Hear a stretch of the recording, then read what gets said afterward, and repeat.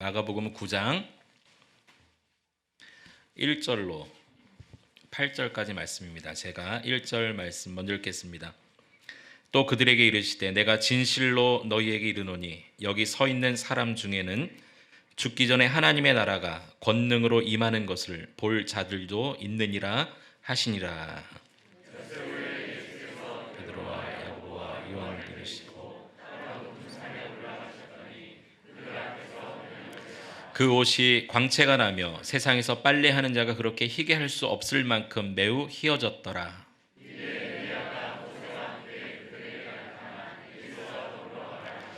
베드로가 예수께 고하되 랍비여 우리가 여기 있는 것이 좋사오니 우리가 초막셋을 짓되 하나는 주를 위하여 하나는 모세를 위하여 하나는 엘리야를 위하여 하사이다 하니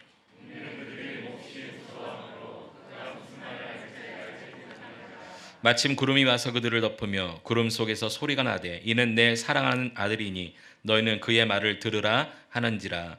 문득 둘러보니 아무도 보이지 아니하고 오직 예수와 자기들 뿐이었더라. 아멘.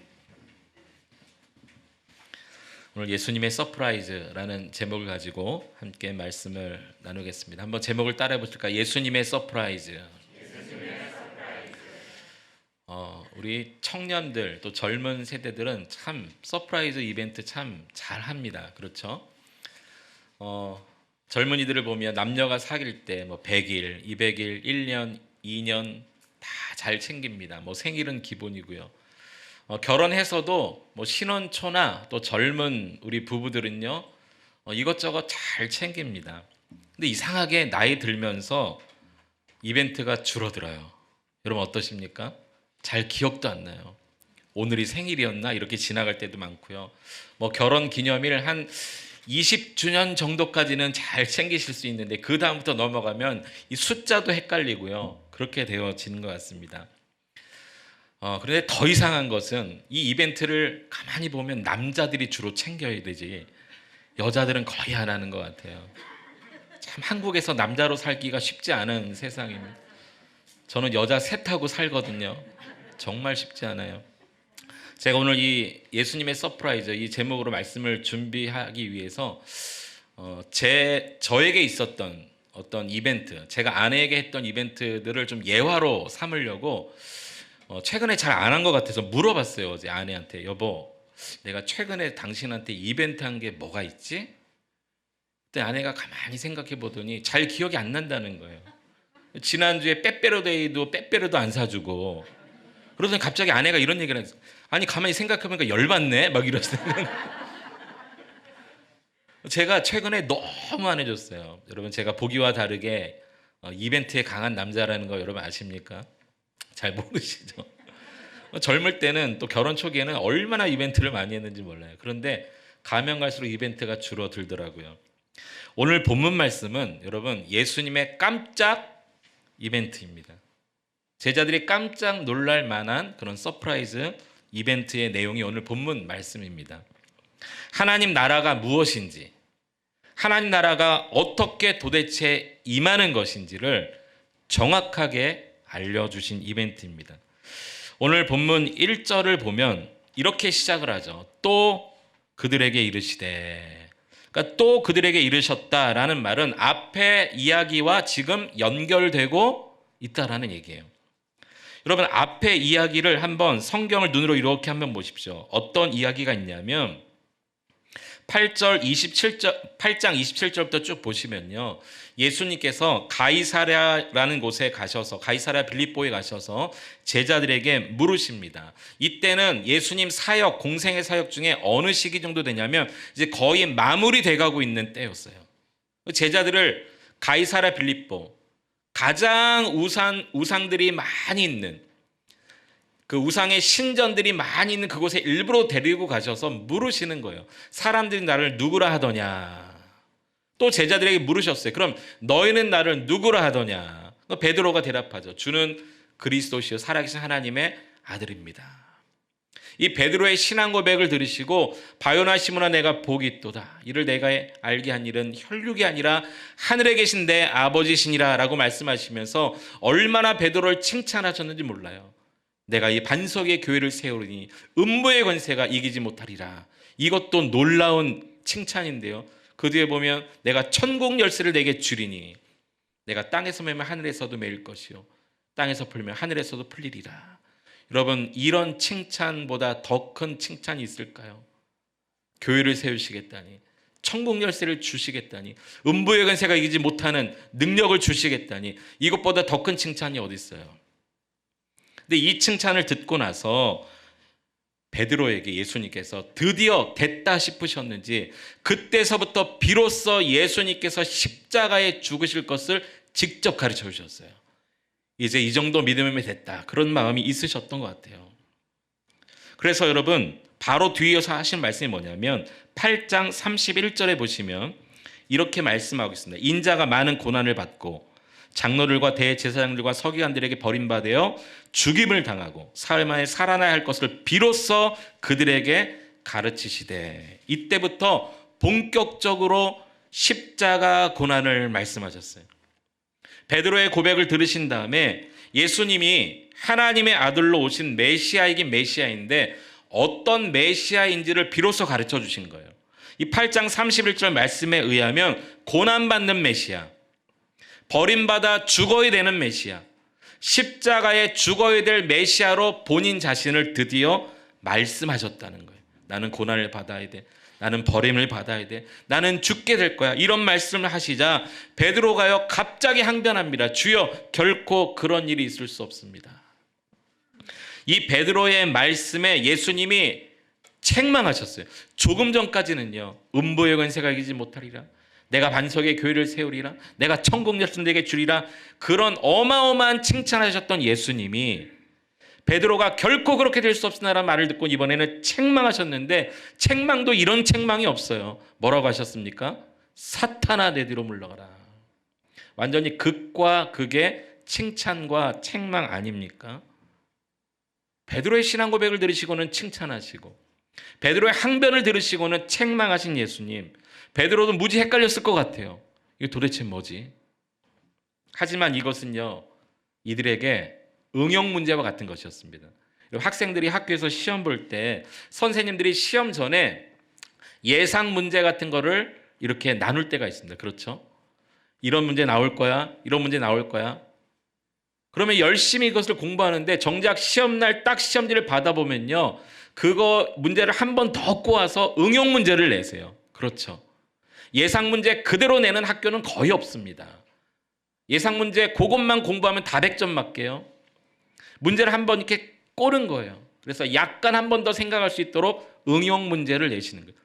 지금 오늘 예수님께서 베드로를 칭찬하셨다가 또 책망하신 이유가 있습니다. 이것은 베드로와 제자들에게 내신 응용 문제와 같은 거예요. 베드로의 신앙 고백을 들으시고, 그래, 네가 잘 알고 있다, 내가 하나님의 아들로 왔다, 내가 하나님의 아들로 왔다, 그런데 나는 고난받는 종으로 왔어, 내가 십자가에 죽어야 되는 메시아로 왔어, 버림받아야 되는 메시아로 왔어. 이 얘기는요, 한 번 문제를 꼬아서 다시 정확하게 이들이 나에 대해서 알고 있는지 모르는지를 낸 응용 문제와 같은 것이죠. 그런데 이 응용 문제에는 베드로가 맞추지 못한 거예요. 절대 그럴 수 없습니다, 주님. 그러니 예수님께서 사탄아, 내 뒤로 물러가라, 이런 말을, 이런 책망을 들을 수밖에 없는 것이죠. 그리고 그 뒤를 이어서 예수님께서 말씀하신 것이 제자도에 대한 말씀입니다. 8장 34절에 보면 무리와 제자를 불러 이르시되 누구든 나를 따라오려거든 자기를 부인하고 자기 십자가를 지고 나를 따를 것이니라, 이렇게 말씀하셨어요. 예수님이 자기 자신이 반드시 십자가를 지셔야만 한다고 말씀하셨고, 또 자기를 따르려면 그도 역시 예수님의 뒤를 이렇게 십자가를 지고 따라야 한다라는 제자도에 대해서 말씀하셨어요. 그리고 이어지는 본문이 오늘 본문이에요. 또 그들에게 이르시되라고 말씀하시죠. 이 또라는 앞에 이러한 일이 있었다라는 것을 염두에 두시고 오늘 말씀을 한번 보시면 좋겠습니다. 자, 1절 말씀 우리 다시 한번 9장 1절 한 번만 더 같이 한번 읽어보겠습니다. 시작. 또 그들에게 이르시되 내가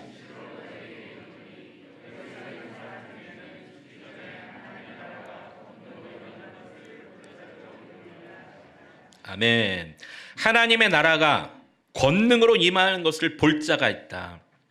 여기 하나님의 나라, 헬라로요 바실레이아 이렇게 되어 있습니다. 이 바실레이아는요 천국의 개념과 좀 달라요.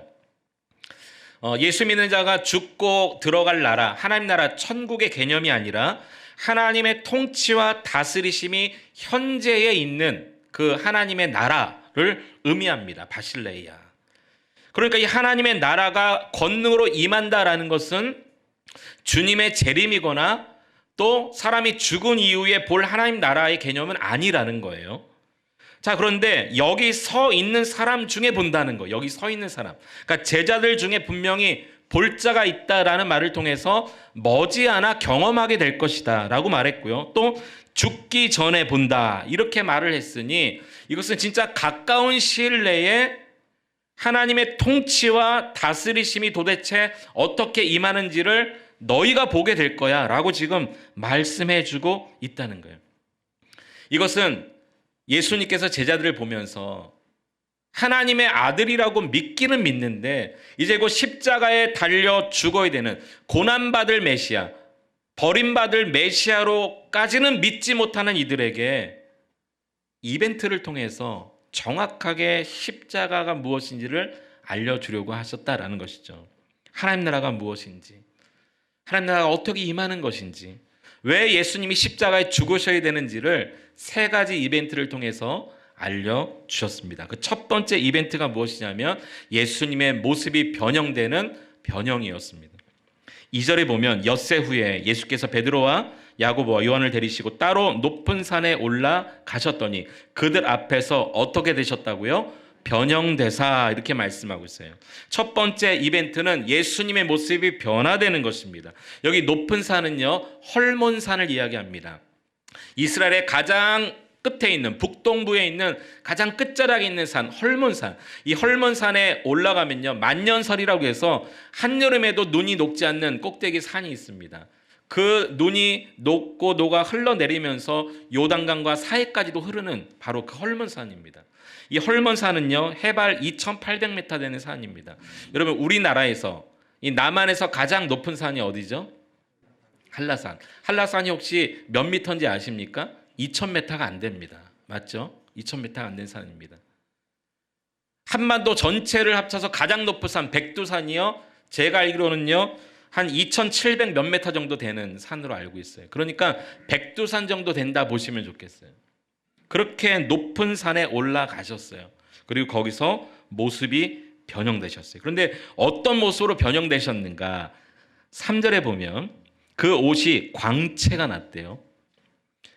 그리고 그 표현이 이렇습니다. 세상에서 빨래하는 자가 그렇게 희게할 수 없을 만큼 매우 휘어졌더라. 그러니까 여러분 우리가 상상하는 광채가 아니라고 보시면 좋겠어요.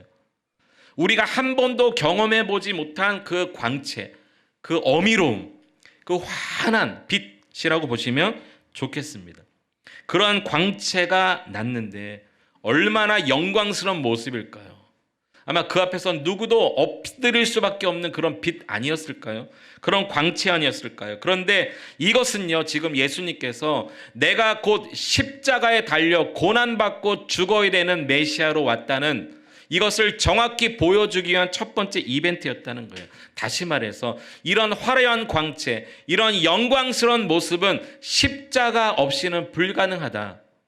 No cross, no crown. 고난 없이 영광이 없다. 죽음 없이 살아남이 없다. 십자가 없이 영광이 주어지지 않는다라는 것을 보여주시기 위한 그저 예수님의 제자들은 이 영광 예수님 따라 한 자리만 찾으려고 했던 그들의 그 생각을 전부 낮추시면서 이러한 영광은 십자가 이후에 주어지는 것이라는 것을 모습의 변형을 통해 보여주었다는 거예요. 오늘 저와 여러분도 예수님을 믿는 하나님의 자녀 아닙니까? 여러분 예수님을 믿으십니까? 이 예수님이 나 대신에 십자가에 대신 달려 돌아가심으로 나의 모든 죄는 사함받고 하나님의 자녀가 된 것을 믿으십니까? 구원받으심을 믿으십니까? 그렇다면 지금 내 삶 속에도 여러분의 가정에도 우리 교회에도 하나님의 영광, 하나님 나라, 그 바실레이아, 하나님의 통치와 다스리심이 임하게 하려면 반드시 내가 져야 될 십자가를 통과해야 된다는 것을 우리 주님이 몸소 가르쳐 주셨어요. 하나님의 통치는 그냥 이루어지는 것이 아니라 누군가의 낮아짐을 통해 이루어지는 것입니다. 하나님의 다스리심은 그냥 임하는 것이 아니라 누군가의 십자가 지는 헌신을 통해 이루어지는 것입니다. 우리 교회도 마찬가지입니다. 머리 되신 예수 그리스도, 그 몸의 각 지체로 한 몸을 이룬 우리 교회도요, 누군가의 헌신과 희생, 내가 더 큰 십자가를 져야 되겠다라는 그런 각오가 없이는 이곳에 하나님의 임재와 통치와 다스리심은 임할 수 없다라는 것이죠. 이 사실을 믿고 우리 모두가 내게 주어진 십자가 달게 짐으로 하나님의 통치와 다스리심을 기대하는 여러분 될 수 있기를 축복합니다. 두 번째 이벤트가 있었어요. 예수님의 대화, 예수님의 말씀이었습니다.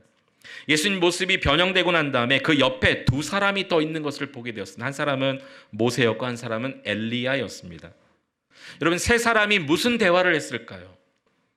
마가복음에는 자세히 나와 있지 않지만 누가복음의 같은 기사를 보면 정확히 나와 있습니다. 누가복음 9장 30절 31절 세 사람의 대화가 무엇인지 같이 한번 두 절을 읽어보겠습니다. 시작. 문득 두 사람이 예수와 함께 말하니 이는 모세와 엘리야라. 영광 중에 나타나서 장차 예수께서 예루살렘에서 별세하실 것을 말할세. 변형되신 예수님과 옆에 섰던 모세, 엘리야가 환상 중에 함께 대화를 했는데 무슨 대화였습니까? 장차 예수님이 별세하실 것. 무슨 말이에요? 십자가에 죽으실 것을 셋이 대화하고 있었다는 거예요. 모습이 변형됐으니 무슨 거창한 대화가 아닙니다. 예수님은 계속 지금 어디를 초점을 맞춰서 지금 가고 있냐면 십자가를 향해 달려가고 계시는 거예요. 모세와 엘리야와 함께 이제 곧 예루살렘에서 별세하실 것을 대화하고 계셨어요. 이 두 번째 이벤트, 예수님과 모세와 엘리야의 대화를 통해서 제자들에게 예수님께서 알려주시고자 하셨던 의도가 하나 있었습니다. 여러분, 여기 모세는 왜 나왔을까요? 모세는 구약 율법의 대표자 아닙니까? 율법의 모든 사람, 율법을 받은 사람입니다. 다시 말해서 구약의 율법의 완성과 성취는 곧 예수 그리스도다라는 것을 알려주시기 위해서 모세가 나왔고요. 엘리야는요, 구약의 선지자의 대표자입니다. 다시 말해서 구약의 수많은 선지자가 예언했던 그 사람, 바로 그분, 예수 그리스도. 그러니까 모세는 구약의 율법, 엘리야는 구약의 모든 선지자를 예표하는 사람입니다. 다시 말해서 지금 이 이벤트를 통해서 뭘 말씀해 주고 계셨냐면 구약의 모든 율법과 모든 선지자들이 말하는 그 결론, 예수 그리스도가 이제 곧 십자가에 죽게 될 것이라는 거예요. 이 대화를 통해서 그것을 알려주셨어요. 십자가의 죽으심으로 바실레이아, 하나님의 통치와 하나님의 다스리심이 본격적으로 임하게 될 것을 말씀해 주고 계시는 거예요. 그런데 이러한 이벤트 중에 너무너무 안타깝게 베드로의 모습이, 여러분 어떤 모습인지 아십니까? 참으로 안타깝습니다. 누가복음 9장 32절에 보면 베드로와 및 함께 있는 자들이 깊이 졸다가 이렇게 말하고 있습니다. 온전히 깨어나 예수의 영광과 및 함께 선 두 사람을 보더니, 여러분 이 이벤트 중에 지금 너무너무 중요한 것을 알려주시고자 하시는 예수님 앞에 베드로가 어떻게 했다고요? 네, 깊이 졸다가. 이 시간에 깊이 졸고 계시는 분 빨리 눈을 깨시기 바랍니다. 큰일 납니다. 그러나 여러분 조금 위로를 삼으십시오. 베드로도 깊이 졸을 때가 있었어요. 이 너무나도 놀라운 이벤트 중에도 베드로도 졸았다는 거예요. 그런데 여러분 두 번째 안타까운 장면이 있습니다. 깊이 졸으니까 횡설수설할 수밖에 없는 거예요. 이 환상을 보고도, 이 이벤트를 보고도. 오늘 본문으로 다시 돌아와서 오늘 마가복음 9장 5절 6절 5절 6절을 보시면 5절에 갑자기 베드로가, 누가복음에는 깊이 졸다가 그랬죠. 졸다가 깨어보니까 갑자기 이런 말을 하는 거예요. 우리가 여기 있는 것이 좋사오니 우리가 초막셋을 짓되 하나는 주를 위해 하나는 모세를 위해 하나는 엘리야를 위해 짓겠습니다. 여러분 이 말이요 횡설수설하는 말이에요. 6절 보세요. 이는 그들이 몹시 무서움으로 그가 무슨 말을 할지 알지 못합니까? 무슨 말 하고 있는지도 몰랐다는 거예요. 깊이 졸다가 딱 깨어보니 그냥 갑자기 내던진 말이에요. 우리가 집을 3개 짓겠습니다. 주님을 위해, 모세를 위해, 위해, 엘리야를 위해 왜 짓겠다는 건지 자기들도 알지 못하고 그냥 내뱉은 말이에요. 너무너무 안타까운 모습이죠. 그런데 이 가운데 하늘에서 음성이 들립니다. 이것이 세 번째 이벤트였어요. 7절 말씀 보니까 마침 구름이 와서 그들을 덮으며 구름 속에 소리가 나되 이는 내 사랑하는 아들이니, 따릅시다. 너희는 그의 말을 들으라. 하나님의 음성이 하늘에서 들렸는데 누구의 말을 들으라고요? 그의 말, 예수님의 말을 들으라. 지금까지 예수님께서 계속했던 말씀이 뭐예요? 내가 고난받는 메시아로 왔다. 내가 십자가를 지어야 될 메시아로 왔다. 구약의 모세와 선지자의 대표인 엘리야를 통해서 구약의 율법이 말하고 있는 그 율법의 완성과 성취인 예수 그리스도, 선지자들이 모두 다 가리켰던 예수 그리스도로, 이 예수님이 이제 곧 예루살렘에서 별세하실 것을 말씀하신 그 말을 들으라. 베드로가 정신을 차리고 보니까 모세와 엘리야는 보이지 않고 예수님만 보였어요. 예수님의 하신 말씀을 들으라 말씀하고 있는 것입니다. 그리고 예수님은요 경고하셨어요. 9절에 보면 그들이 산에서 내려올 때에 예수께서 경고하시되, 어떤 경고를 하셨습니까? 인자가 죽은 자 가운데서 살아날 때까지는 본 것을 아무에게도 이르지 말라. 왜 이렇게 말씀하셨을까요? 언제까지 말하지 말라고 그랬습니까? 죽은 자 가운데서 다시 살아날 때까지는, 예수님 부활하실 때까지는 조금 전에 너희가 산에 올라가서 본 것 말하지 말라. 금지시키셨어요. 지금까지 본 것이 뭐예요? 세 가지 이벤트. 예수님의 변형, 예수님의 대화, 하늘의 확인 음성. 이것을 예수님이 십자가에 죽으시고 부활하실 때까지는 입번 끝도 하지 말도록 막으셨어요. 왜 그러셨을까요?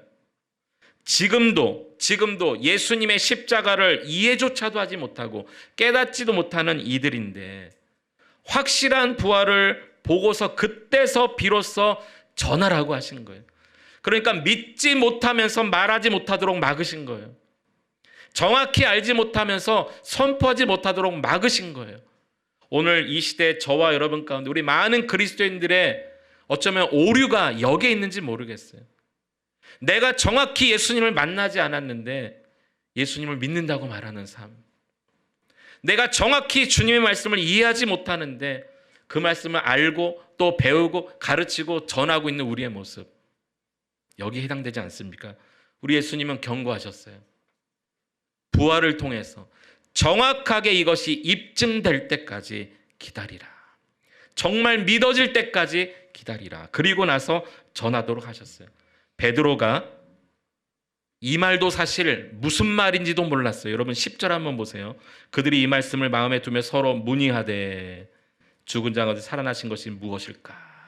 그러니까 이 말씀을 듣고서도 지금 몰랐으니 정말 부활한 이후에야 그들이 깨닫고 말씀을 전하게 되었다는 거예요. 나중에 정말 예수님의 제자 베드로가 그렇게 합니다. 주님의 부활을 직접 베드로가 목격하고 다시 사명을 받고 성령이 임하고 사명 감당하다가 어느 순간 베드로가 깨달았어요. 그 옛날 헐몬산에 올라가서 우리에게 보이신 세 가지 이벤트, 그게 이거였구나 라고 깨닫고 기록한 서신서 내용이 나옵니다. 베드로후서 1장 16절 17절 두 절을 같이 한번 읽어보겠습니다. 시작. 우리 주 예수 그리스도의 능력과 강림하심을 너에게 알게 한 것이 교묘히 만든 이야기를 따른 것이 아니요 우리는 그의 크신 위엄을 친히 본 자라. 지극히 큰 영광 중에서 이러한 소리가 그에게 나기를 이는 내 사랑하는 아들이요 내 기뻐하는 자라 하실 때에 그가 하나님 아버지께 존귀와 영광을 받으셨느니라. 이것을 언제 지금 고백하고 있습니까? 예수님 말씀처럼 부활하신 이후에, 성령을 받고 난 이후에 베드로가 그때서야 비로소 깨닫고 믿게 되었어요. 이것은 이야기를 만들어낸 것이 아니라 우리가 직접 봤다. 내가 직접 봤다. 그때 그날 하늘에서 이는 내 사랑하는 아들이요 내 기뻐하는 자라. 이 음성이 들리던 그때 내가 보니 하나님께서 예수 그리스도를 존귀한 자로, 영광스러운 자로 만드셨다라는 것을 비로소 나중에 깨닫고 서신서에도 기록해 놓았습니다. 오늘 저와 여러분도 예수님을 분명히 만나야 우리의 삶이 변화되어지는 것입니다. 예수님의 십자가는요, 그저 그 뒤에 있는 영광만을 위해서 주어지는 것이 아닙니다. 예수님의 십자가가 없었다면 하나님 나라는 임하지 않았을 것입니다. 예수님의 십자가 고난이 없었다면 그 예수 그리스도의 영광스러운 모습은 존재하지 않았을 것입니다. 오늘 저와 여러분도 십자가에 죽으셔야 하는 예수님께서 전혀 이해하지 못하셨던 제자들에게 특별 이벤트를 해주셨던 것처럼 오늘 우리에게도 주님이 이벤트하고 계십니다. 이러저러한 일들을 통해서 또 말씀을 통해서 계속해서 깨닫게 하십니다. 무엇을요? 예수 그리스도의 십자가가 아니면 영광이 주어지지 않았다라는 것이죠. 오늘 우리가 예수님을 믿음으로 우리의 삶이 그저 만사형통, 질병치유, 기도응답 이것을 위해서 우리 주님이 십자가에서 죽으신 것이 아니라 예수님의 십자가는 곧 구원이요, 예수님의 십자가는 곧 하나님 나라의 시작이요, 예수님의 십자가는 곧 생명임을 우리에게 알려주시기 위함이었다는 것입니다. 그리고 우리에게도 계속해서 이벤트하고 계십니다. 그리고 말씀하실지 몰라요.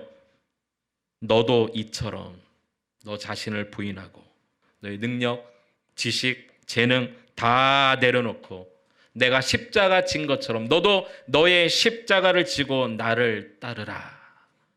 이게 십자가를 먼저 보여주신 주님의 말씀 아닐까요? 그래서 여러분의 가정에, 그래서 우리 교회에 하나님의 통치와 다스리심, 하나님의 바실레이아, 하나님 나라가 임하면 좋겠습니다. 그 하나님 나라를 소망하며 오늘 여러분 감당해야 될 십자가를 잘 감당하는 우리 모든 성도들 될 수 있기를 축원합니다.